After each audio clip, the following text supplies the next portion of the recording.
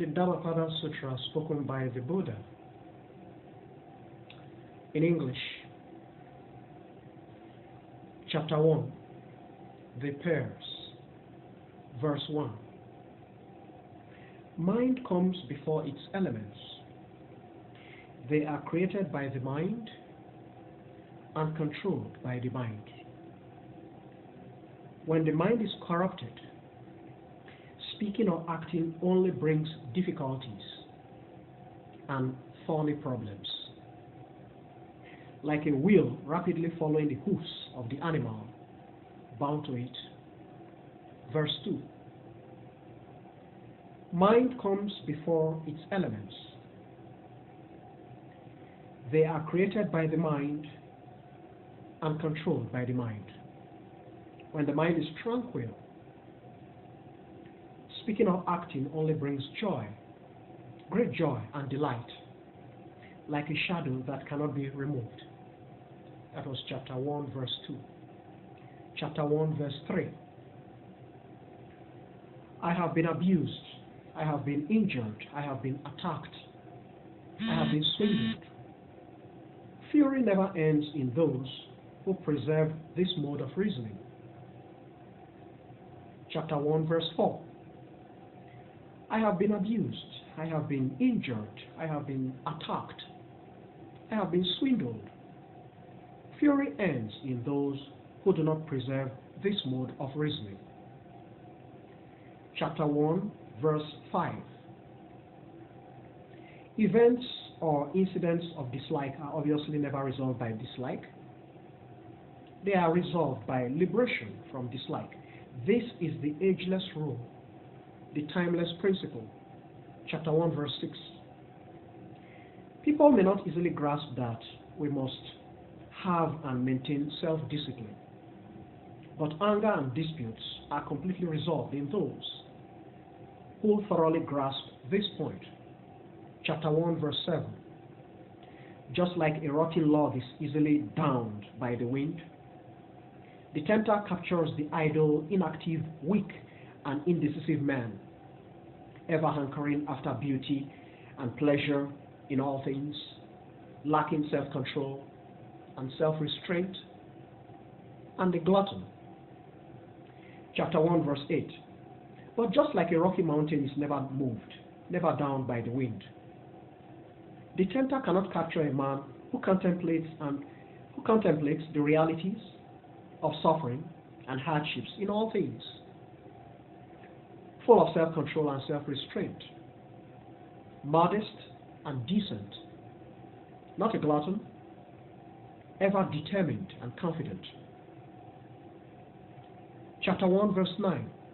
The man who is robed in brilliant yellow, but is corrupted and tarnished with misdeeds and errors, lacking in self-restraint, honesty, and is morally bankrupt. Such a person is not deserving of the yellow robe. Chapter 1, verse 10. But the man who is liberated from misdeeds and errors, and is neither corrupted nor tarnished, but has discovered his inner serenity and tranquility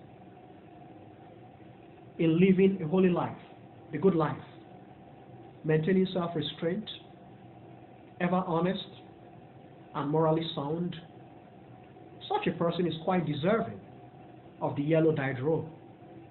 Chapter 1, verse 11. To view the most important things in the unimportant, and to view the most important things as unimportant means one can never achieve the most important things, roaming as one were in the path of wrong aims and objectives. Chapter 1, verse 12. But to view the most important things in the important, and the unimportant things as unimportant as they are, means one does achieve the most important things, being on the path of right aims and objectives. Chapter 1, verse 13. When the roof of a house is bad and not maintained, rainwater breaks into the house, wreaking havoc. In the same way, when there is indiscipline and negligence, and the mind has not been practicing meditation, desire breaks into the mind, wreaking havoc as a consequence. Chapter 1, verse 14. But when the roof of a house is good and well maintained, rainwater cannot break into the house to wreak havoc.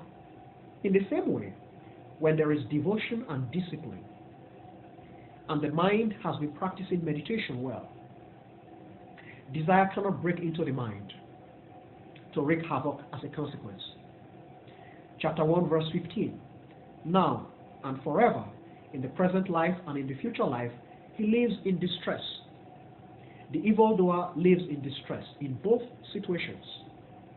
He lives in distress and is miserable seeing his own immoral conduct. Chapter 1, verse 16.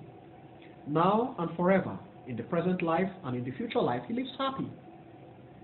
The doer of right lives happy in both situations. He lives happy and is overjoyed seeing his own righteous conduct. Chapter 1, verse 17. Now and forever, in the present life and in the future life, he is penalized. The evildoer is penalized in both situations. He is penalized by the reasoning, I have done wrong, and is even more penalized when he arrives at a sorrowful state. Chapter 1, verse 18. Now and forever, in the present life and in the future life, he is joyful. The doer of right is joyful in both situations. He is joyful by the reasoning, I have done right. I have done right. And is even more joyful when he arrives at a blissful state. Chapter 1, verse 19. A man who loves citing or reciting beautiful and impeccable verses, but is careless, unreasonable, and false, fails to act in accordance with the words, is like a cowherd eyeing and numbering cows in other people's herds. Not an associate in the holy life. Chapter 1, verse 20. A man who does not necessarily love citing or reciting beautiful and impeccable verses, but follows the instruction and the rules, abandoning excessive desires and clinging, dislike and false opinions, ever mindful, reflective, and without attachment, without holding on too tightly to the things of this life or the next life, this or that is surely an associate in the holy life.